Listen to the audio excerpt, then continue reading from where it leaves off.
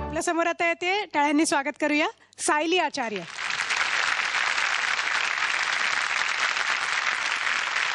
कशी आहेस सायली? छान. कसं वाटतंय पुन्हा एकदा मंचावर येऊन? खूप छान वाटतंय. खूप छान वाटतंय. मलाही खूप छान वाटतंय तुला पुन्हा एकदा बघून, आणि तुला सारखं सारखं बघत राहावंसंही वाटतंय. त्यामुळे आता तुझ्यावरती बाकी स्वतःची जबाबदारी आहे. मी पण एक जबाबदारी ठेवतेय की तू इतकी छान गा की पुढच्या फेरीत मी तुला बघितलं पाहिजे पुन्हा एकदा. प्रेम स्वरूप आई, वात्सल्य सिंधू आई, बोलाव तुझा मी कोणत्या उपाई, प्रेम स्वरूप आई.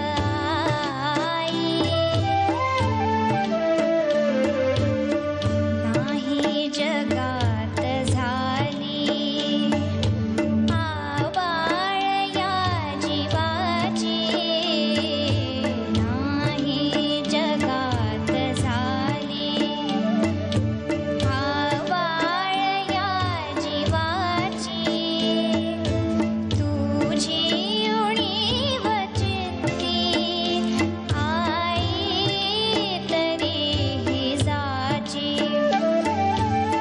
चित्ती तुझी स्मरेना काहीच रूप रेखा, आई हवी म्हणून सोडेन जीव एका,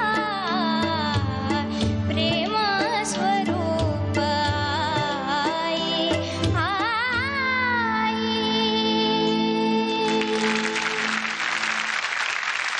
सायली, छान झालं गाणं. आणि एक नकळत आपल्या मनातलं आपण कधी कधी गाण्यातून बोलतो, तसं तुझ्या मनातलं निघालं का तुझ्या आईसाठी गाण्यातून? आणि आई आज आलेली आहे तिकडे. नमस्कार, खूप खूप स्वागत तुमचं. सायली, थँक्यू व्हेरी मच की इतकं छान गाणं गायलं. सगळ्यांना आपापल्या आईची आठवण नक्की आली असेल. आणि रामदास स्वामींच्या मला खूप आवडणाऱ्या आईविषयीच्या ओळी आहेत की वीट नाही, कंटाळा नाही, आळस नाही, त्रास नाही, इतुकी माया कोठेची नाही माते वेगळी. कारण ते एकच नातं असतं की आईला कधी आपल्या मुलाबद्दल असं कंटाळा नाही येणार की ह्याचं आता कुठे मी करू. तर हे गाणं तू प्रेझेंट केलं त्याच्याबद्दल आधी थँक्यू खूप. आणि सुरात गायलीस तू.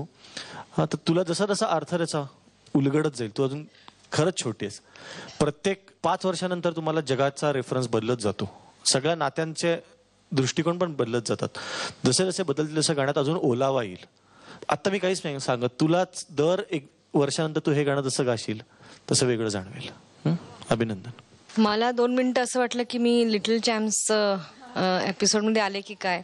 अगदी लहान बाळासारखी गायली. म्हणजे श्यामची आई वगैरे पिक्चर आपण बघतो ना,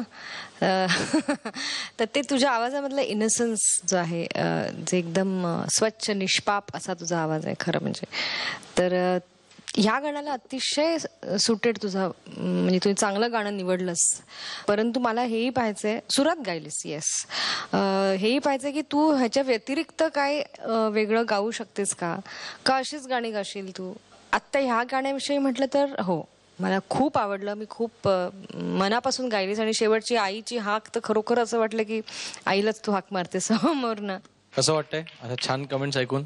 छान वाटतंय. फक्त छोटीशी एक करेक्शन, म्हणजे तू ज्यावेळेला रिहर्सलला गात होतीस त्यावेळेला एक कॉम्प्रेशन आपण व्हॉइसमध्ये म्हणतो की आपण प्रत्येक गाण्यात द्यायचं असतंच अशातला भाग नाही, पण बोलणं आणि सांगण्यामधला जो फरक असतो तर तो कॉम्प्रेस्ड आवाज आता वाटला जास्त, जो रिहर्सलला नव्हता. तर ह्या गाण्याला तशा कॉम्प्रेस आवाजाची गरज नव्हती. पण ओव्हरऑल तुझ्या, जसं देवकीने सांगितलं की तुझा आवाज आणि तुझं वय, तुझ्या आवाजातला निष्पापणा, ह्याला सगळ्यात ते त्या गाण्याला एकदम सुटेबल होतं. त्यामुळे ते खूप छान वाटून गेलं. All the very best. Thank you. आणि खूप खूप छान अशीच गात राहा.